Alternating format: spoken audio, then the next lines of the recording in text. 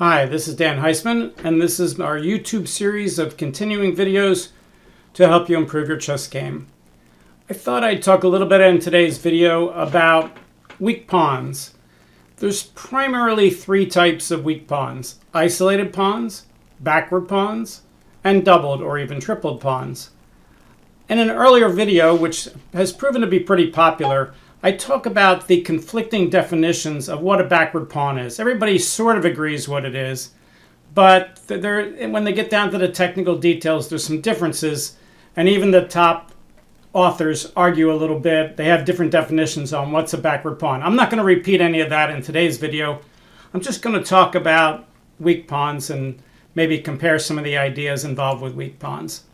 Okay, the other thing I want to point out is there's a difference between how badly a pawn is, let's say, backward, and how vulnerable it is. Those two things are not independent, but they're not the same thing. And we'll talk a little bit about vulnerability as opposed to how weak something is. All right, so let's start with isolated pawns. They're very, very easy to define, just like double pawns are easy to define. An isolated pawn is a pawn where you have no pawns of the same side, or the same color, I should say, that are on adjacent files. So let's create an isolated pawn. Let's play maybe the Panna-Botvinnik attack in the Caro-Kann. e4, c6, d4, d5, e takes d5, c takes d5, c4. And let's say black takes the pawn right away. That's not his best move, but let's say he does. That helps white develop the bishop. And here we have one weak pawn on the board. It's white's d-pawn right here. It's an isolated d-pawn, and in fact, it's such a famous kind of setup when you have white has an isolated d-pawn that they call it an IQD, an isolated queen pawn kind of game. So an isolated queen pawn game is a fairly common type of opening. It can occur not just here in the Caro-Kann. It could occur like in a Tarish defense. Let's try it with a Tarish defense. d4, knight f6, c4, e6, knight c3, d5, knight f3, c5, and let's say white plays, let's say he plays e3, and black plays pawn takes, pawn takes, pawn takes, bishop takes c4. Okay, so in that position, white has the same kind of IQP that he did in the Panna-Botvinnik attack. All right, but it's from a completely different opening. All right, let's talk a little bit about why isolated pawns are weak. The first thing we should mention is they're fast pieces in chess and they're slow pieces. The queen, the bishop, and the rook can all go across the board in one move. Knights, kings, and pawns can't. And when a pawn is isolated, it needs to be guarded when it's attacked. Right here, for instance, the black queen is attacking the d4 pawn. The white queen is guarding it. The white knight is guarding it. Black can pile up on that pawn and start attacking it. And when he does, and he has multiple attackers, white has no way of guarding it with a pawn. So when white can't guard it with a pawn, he has to guard it with pieces, unless he can somehow counterattack or dissolve it by playing d5 and trading it for the black e-pawn. So isolated pawns sometimes get attacked and are vulnerable and need to be guarded by pieces instead of pawns. Notice if white had an e-pawn here, white wouldn't have all this problem of tying up his pieces. For instance, let's go back a little bit. And after pawn here, if black had just taken here and white had taken here and black doesn't take here, then at least white has a pawn guarding it. Now, of course, with a pawn attacking and a pawn guarding it is kind of neutralized. But if black takes the pawn, if white wanted to, he could create a symmetric pawn structure by taking with a knight and not isolating the pawn. So the pawn on d4, while isolated, can also give white some space, and that's why grandmasters are willing to take that kind of position. But there's a lot of positions where isolated pawns are just terrible. Let's create a completely different type of position. Let's say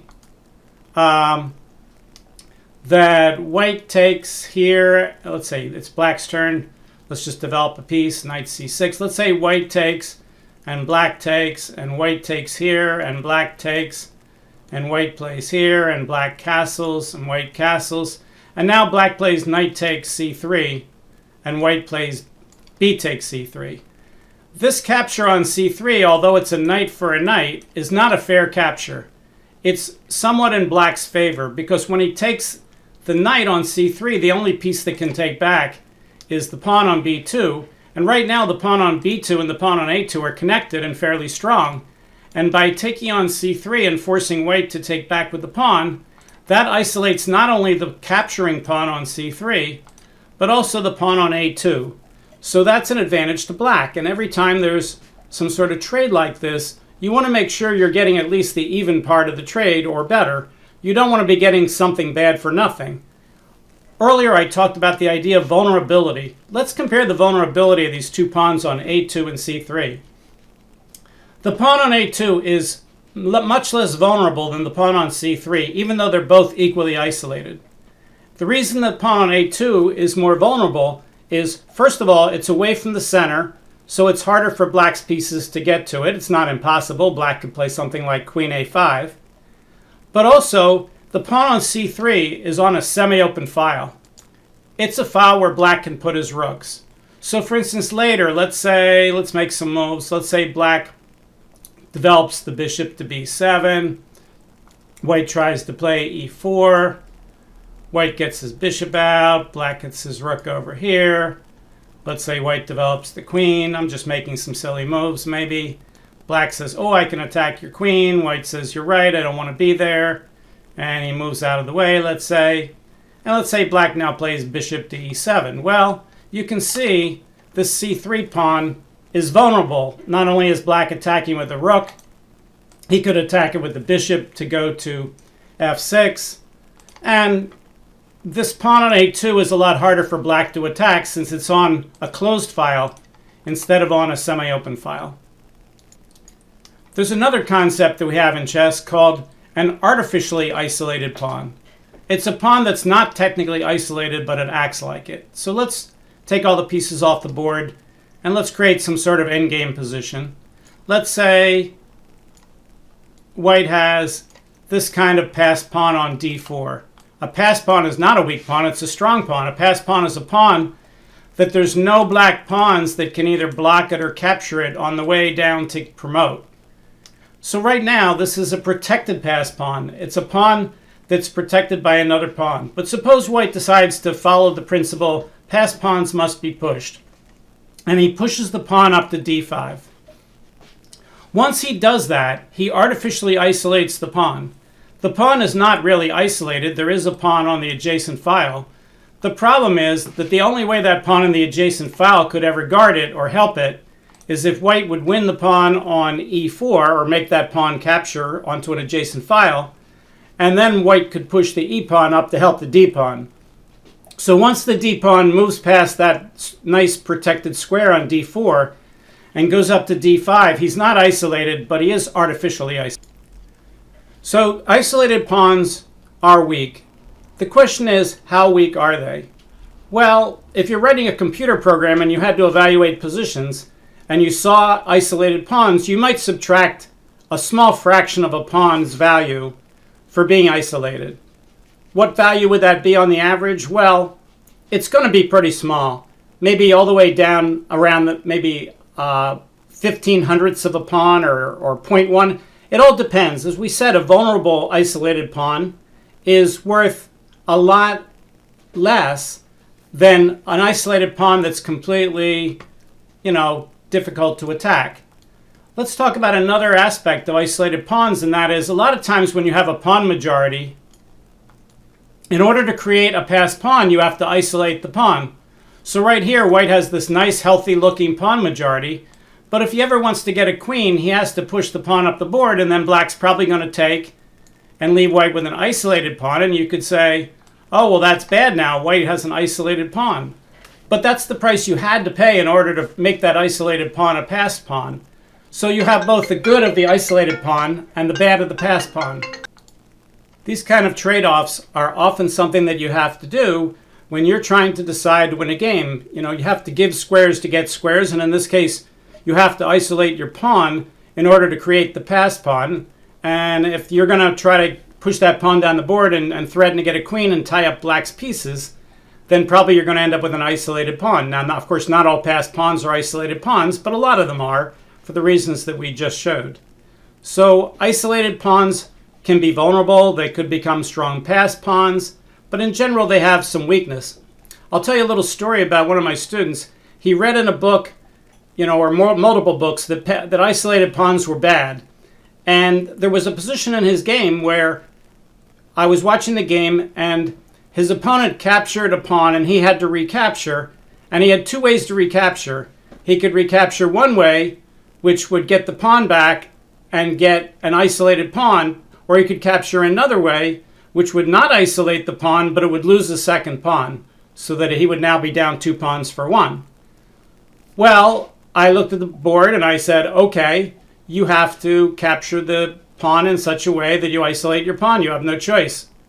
And my student said, well, I didn't do that. And I said, you didn't? No, he says, I took the other way. And I said, but you can't take the other way. If you take the other way, he'll just take your other pawn and you'll lose a pawn. And my student said, yeah, but if I take the way that I did, I don't get an isolated pawn.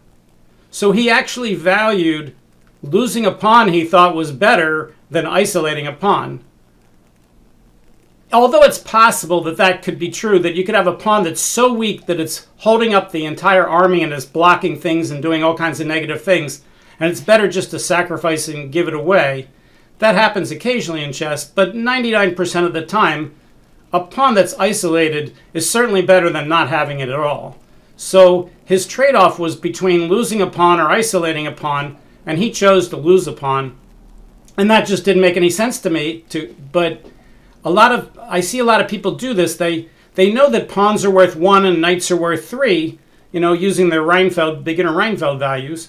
And therefore they know that they don't, if they have a choice of losing a pawn or a knight, that they're going to lose the pawn because it's worth less. But if they see they could lose a pawn or get an isolated pawn, they don't know what an isolated pawn is worth. They think maybe it's worth -2 pawns or something.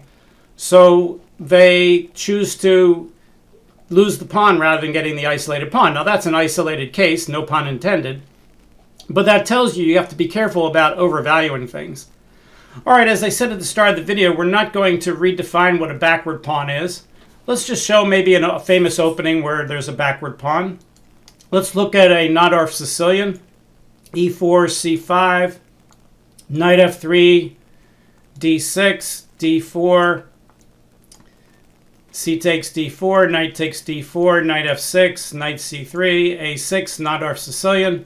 Let's say white plays bishop e2, and black, the main move here and the best computer move is to play e5, and white plays knight b3. This is a backward pawn. It's a pawn that if you took all the pieces off the board and you left only pawns up on the board, it could not move up to d5 without losing material. So that's a backward pawn. And again, you can watch my other video if you want a more precise definition of backward pawns, but everybody agrees that this is a backward pawn. And just like isolated pawns, backward pawns are weak. Well, they're weak for some of the same reasons that isolated pawns are weak, and that is once the pawn becomes backward, it has to be guarded by pieces. But even more than isolated pawns can often move up the board. For instance, we had that past isolated pawn that had nothing in front of it. It could just keep moving, and it would have to be stopped with pieces. The problem with backward pawns is not only can't they be guarded by pawns, but also they can't easily move up the board because it's easy to lose material when you're pushing up backward pawns unless you make special arrangements. So in this position, black can't play d5. White's got it attacked 1, 2, 3 times. It's only guarded twice, so black would lose the pawn if he plays d5. So this d pawn is a little bit backward. Now it also has some strength. It's in the middle of the board. It's guarding a really important e5 pawn. It's guarding the important c5 square. It's getting ready to go to d5 at some later date. Maybe black will play a move later like something like bishop to e6 to get another piece on that square and try to get ready to push it up the board and create dynamic chances. So backward pawns are not always stuck being backward. Sometimes you can push them up. Again, you could see the other video on that and make them non-backward. But when they're backward, they can be really weak. Now, again, we talked about vulnerability. This backward pawn is on a semi-open file. So just like the isolated pawn that was on the semi-open file, the backward pawn on the semi-open file is more vulnerable and weaker than a backward pawn that's not. Let's take all the pieces off the board and look at that. Suppose we have a white pawn here, and a white pawn here, and a black pawn here, and a black pawn here. Now the pawn on e6 is backward. He can't come up. But he's also very vulnerable, because if I have a rook, I can put a rook on it and start attacking it along the file. But suppose I put another white pawn on the board. Suppose I put a pawn over here on e3. Now this pawn on e6 is just as backward as it was before. There's still two white pawns preventing it from coming up. But it's not as vulnerable as it was before, because queens and rooks can't attack it from along the e-file, at least not from the white side of the e-file. So the pawn on e6 is shielded, and it's not quite as vulnerable, and therefore it's not quite as weak, even though it's just as backward as it was before. Similarly, if we're playing an endgame, and I have a rook in the endgame, and I can attack that pawn, and black has to sit there and try to guard it, well, let's give black another piece here. All right, so then here that pawn is pretty vulnerable, but let's take the rooks off the board now. Okay, well, this pawn is still pretty backward, but without the rook being able to attack it, it's going to be a little easier for black to defend, because attacking it from a distance isn't going to be as easy for white. So by taking the rooks off the board, the pawn is still just as backward, but its vulnerability is down just a smidgen, and it's a little easier for black to try to defend. Now, if this was actually the position, you might say to me, aha, Dan, but I listened to the earlier part of your video, and white has two isolated pawns that black can attack. In fact, if it was black's move here, let's make it black's move, he could play knight to h5 and attack this pawn, and white can't even guard it.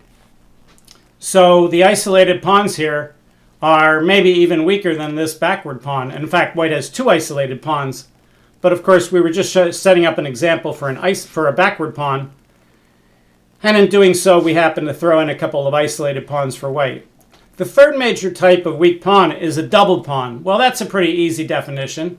A doubled pawn is when you have two, or tripled pawns, three, on the same file for the same color. When I say the same color, I mean the white side of the white pieces or the black pieces.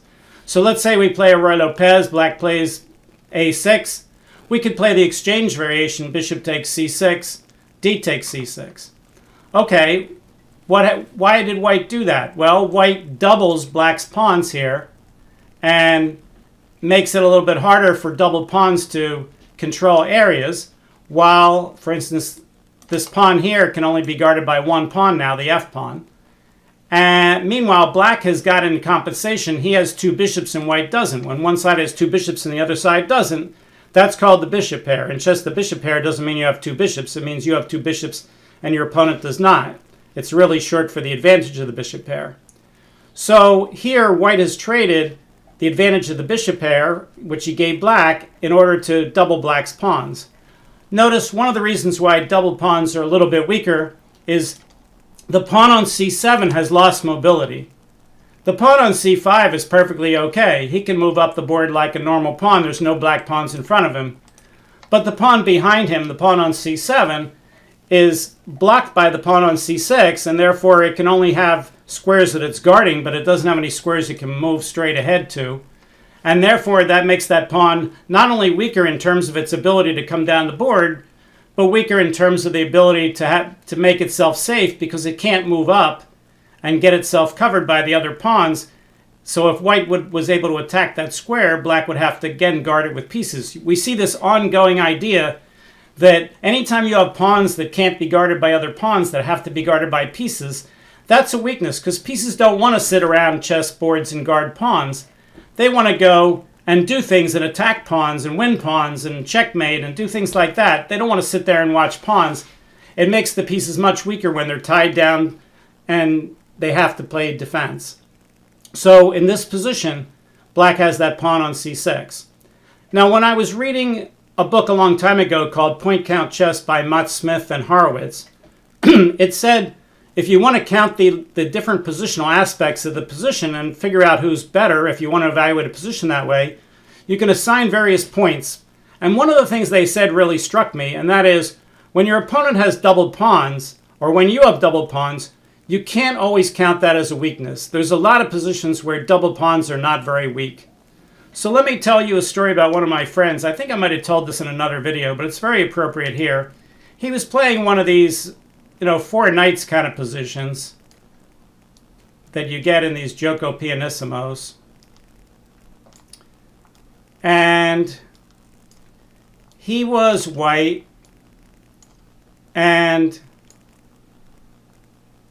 black played something like bishop e6 here, and he said, oh, I get to double his pawns, and he took the pawn, and black took back, and now white played like queen e2, and black castled, and white played bishop e3, and black played bishop e6, and white says, oh, good, I get a chance to double another pawn. The player playing white was rated about 1500. The player playing black was like 2100. My friend, who was the 1500, liked to play up in the under 2200 section. He knew he would lose almost all his games, but he wanted a strong competition. So black takes the pawn here, and white develops his rook to the center. Black brings his queen over. White plays pawn up so he can move the rook more easily. Black played something like queen g6. I don't know what white played. He might have played h3 or something, worried about the knight. Black goes to double his rooks on the semi-open file. White brings his rook to the middle. Black brings his rook over here. I don't know what white played here. Something like king h1, and black played knight h5. And at this point I left to go watch some other games. And I came back a while later, and my friend who was white was putting the pieces away, and I said, how'd you do? And he said, I lost. And I said, oh yeah, I was watching the game. You kind of had a bad position when I left. And he said, you know what was funny about the game? And I said, no, what? And he said, he did everything wrong and I did everything right. And I said, what do you mean he did everything wrong, you did everything right? I said, are you referring to the fact that he had the two doubled pawns and you didn't have any double pawns? And he said, yeah, of course. And I said, so you actually think those double pawns were weak? And he said, well, of course, double pawns are weak. And I said, you should buy my book, Elements of Positional Evaluation, because these double pawns are not weak. In this case, the taking with the F pawn gave black the only semi-open file on the board at the time. Later, he got another semi-open file on the A file. Notice how black is using this semi-open file to bring his rooks over to attack the king side. So getting the pawn out of the way has a side effect of getting that semi-open file, but also the pawn on e6 is an extra pawn in the middle of the board, and black's pawns here in the middle of the board are guarding a ton of squares. So it makes it very, very difficult for white to play moves like knight to d5 with that extra pawn in the middle. The pawn is just guarding all those squares. So having those extra pawns in the middle is very helpful for black. Also, taking a takes b6 doesn't hurt black much either. When you have a rook pawn in chess, Grandmaster Larry Kaufman, who's maybe the world's leading expert on the average value of the pieces, he says in his works on piece value that rook pawns are only worth about 85/100th of the non-rook pawn. And the reason is that rook pawns can only guard one square, while the other pawns can all guard two squares. So when black captures a takes b6, he does two really good things.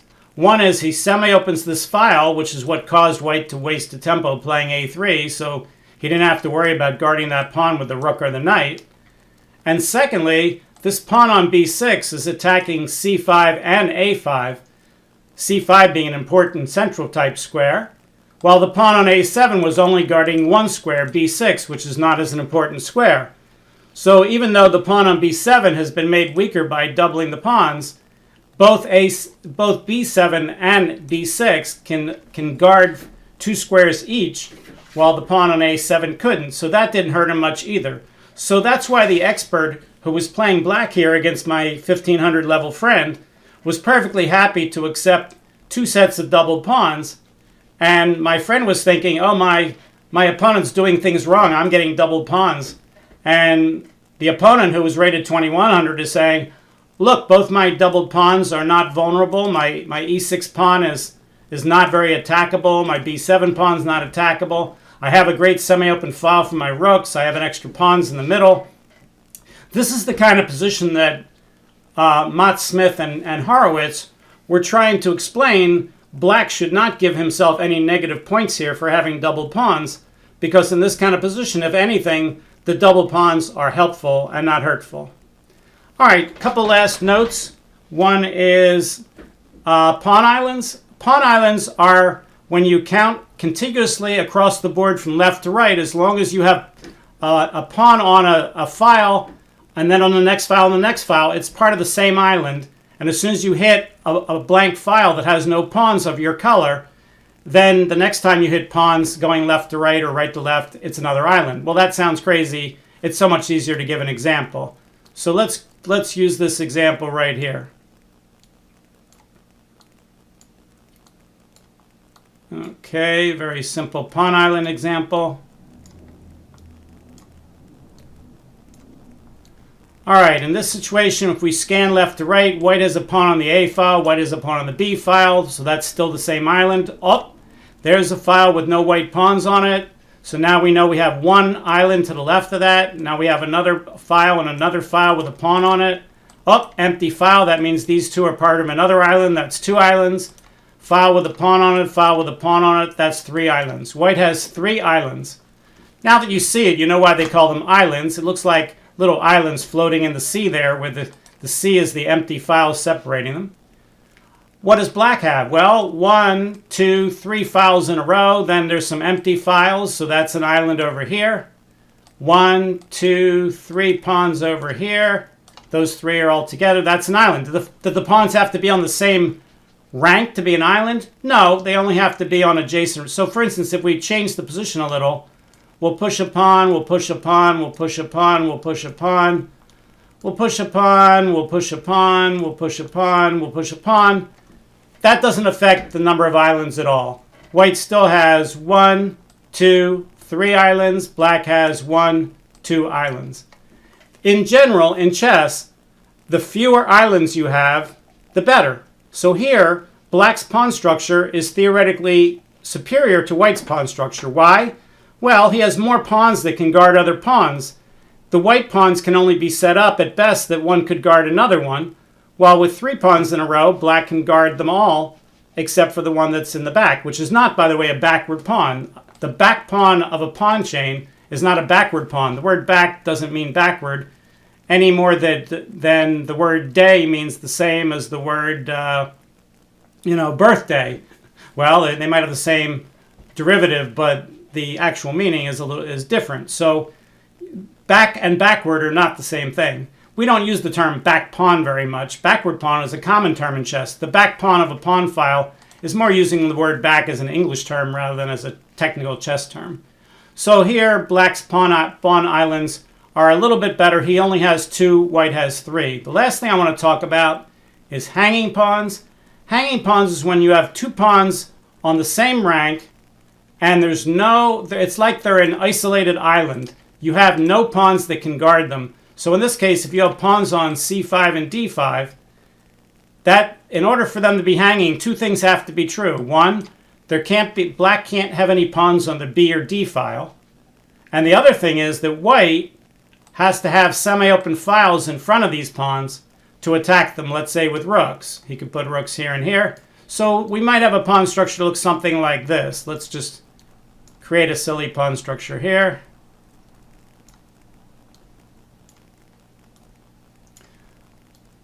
Okay, we'll give both sides 6 pawns.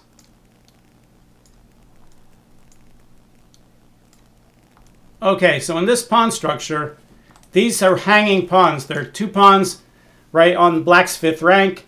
They are both, they're on the same rank. There's no pawns on the adjacent files that can guard them. They're not isolated because they make each other, non-isolated pawns. But it's like that little island is isolated. And white has 2 semi-open files to attack the pawns, which make the pawns vulnerable. So when you have these hanging pawns, the good news is they're controlling all these squares, which prevent white's pieces from jumping on those squares. The bad news is that they can't easily guard each other. In fact, even if we put the white pawn back on b2 and we make it black's move, and black goes here to sort of unhang his pawns, now those pawns can be easily blockaded on the dark squares. White could march his king up to c3 and maybe even d4, or he could block it with a rook. And now these pawns aren't going anywhere, and they're very vulnerable. So when you make one of the hanging pawns move forward, it creates weak squares in front of the pawns, and those are easily blockaded squares. Okay, so today we've talked about weak pawns. We've talked about isolated pawns, artificially isolated pawns. We've talked about isolated passed pawns. We've talked about doubled and tripled pawns. We've talked about backward pawns, not as much as we did in the whole other video on backward pawns, but backward pawns. We've talked about pawn islands. More pawn islands are bad, fewer pawn islands are good. And we've talked a little bit about hanging pawns. So it's just an overview of what weak pawns are. But of course, you can spend your entire life studying how do you avoid weak pawns, how do you give your opponent weak pawns, how do you know when they're vulnerable, how can you take advantage of them. You know, you play over lots of annotated master games. Watch how Capablanca played against somebody's isolated pawn, or how Alyekin won a game because his opponent doubled his pawns in a bad area, or how Bobby Fischer had backward pawns but it wasn't that bad, and how Fischer was able to play with the backward pawn and still create dynamic chances. You know, those kind of things. But you always have to start out with the basics. Okay, hopefully you enjoyed today's video. Please tell your friends about my channel, Dan Heisman Chess, here on YouTube. If you liked the video, hit like. And of course, you can subscribe as well. See you next time. Bye.